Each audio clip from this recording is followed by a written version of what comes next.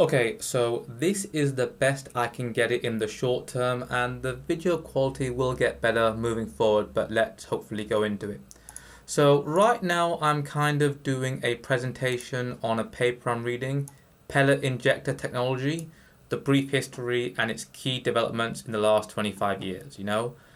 So basically, think of it like this. A gun shoots a bullet. Gun shoots bullet.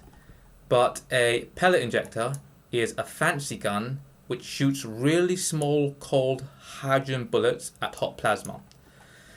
Quick note, I don't really know that much about physics. I'm going to use a lot of abstractions in this, like I'll be fancy cold gun rather than pellet injector, just to kind of explain the key points and hopefully just, talk about some interesting parts about it.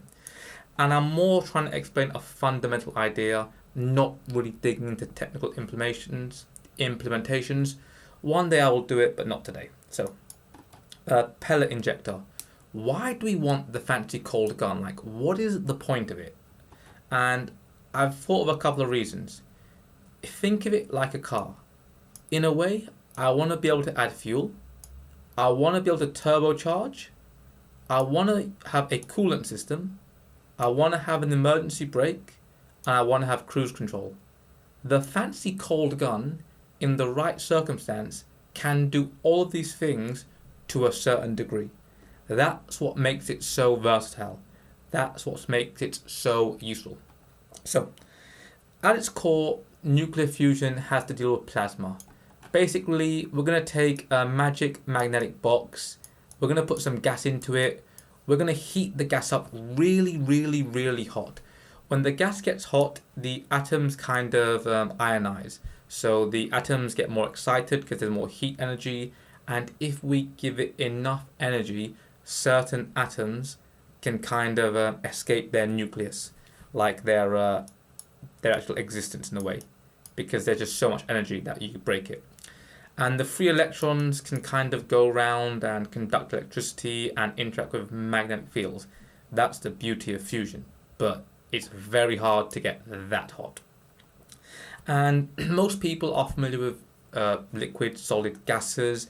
Plasma is technically a gas, but I think it's so uniquely different to normal gases we can just treat it as its own device going forward. One of the biggest things to explain about fusion is we talk about fusion working in the real world, not just like an academic paper. So essentially, we have energy and time is one of the biggest key areas. Once we get over a certain threshold, that's where the magic happens. That's where fusion happens. And here's how the pellet injection starts to get interesting. Once we get to this point, it's possible that we lose energy, we lose fuel, and if that happens, we need to find a way to either add more fuel, add more energy. It will cost us too much to dip below the line and bring it back. We kind of want a way to stay above the line as much as possible, and the pellet injection, it basically shoots a bullet into the magnetic box. And this is probability. The more chances we have, the longer we have fusion, the better our odds are. So, magic box to contain the fusion. Again, it needs to be super tight to protect the heat. Like this box has to be heated up and protect the heat. If I open the door to put more fuel in, the heat's going to escape, and then we lose fusion. So you see up here, we go down, and that's not good. Okay, so how can we open a box then? That's like keeping all this heat in. Well, hundreds of millions of degrees, like the box is like a chaotic mess of atoms bouncing around, of things hitting the wall. So we need kind of a clever way to put more fuel in.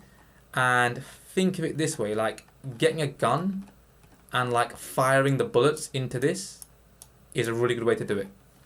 And earlier I mentioned there are like 5 things we can do. Cool the car, turbocharge the car, emergency brake. Different bullets can do different things. And different bullets are made up of like different atoms and elements, and there's reasons for it, but that's probably beyond me in this current presentation. Like inside the box, this is the environment now. It's crazy, it's hard. We have to design the right bullet to be able to get through each layer and then end up here with the right amount of ammo left or gunpowder left in the bullet. There is some more technical detail about the bullet, like you see how much of it gets lost, how much, and it is a bit more technical, but it's not too important right now. So here's one example of a way to build our magic gun, and it is complex. And another point points out that, listen, people much smarter than me have tried basically every single approach to make the magic bullet work. The bullet work in the magic box. And they fixate on, let's try this one for that reason. Ultimately, like, the main key points are, there's no solutions, there's only trade-offs. You know, if you're going to use it, you're kind of trading one issue for another issue. There's probably a reason for design choices. So if we have our magic magnetic box, if we want to build a fuel injector, a pellet injector, that is another very, very complex part to add on. And then you have to ask, more things can go wrong with this, but it also gives us a lot more optionality. And then, yeah, again, real world engineering for really small things are very tough. Just to stress, this is a very, very, very hard to do. And yeah, those are 2 references for the paper. It was a quick one, but going forward, I might make some better videos here and there, so hopefully you've got some value from this.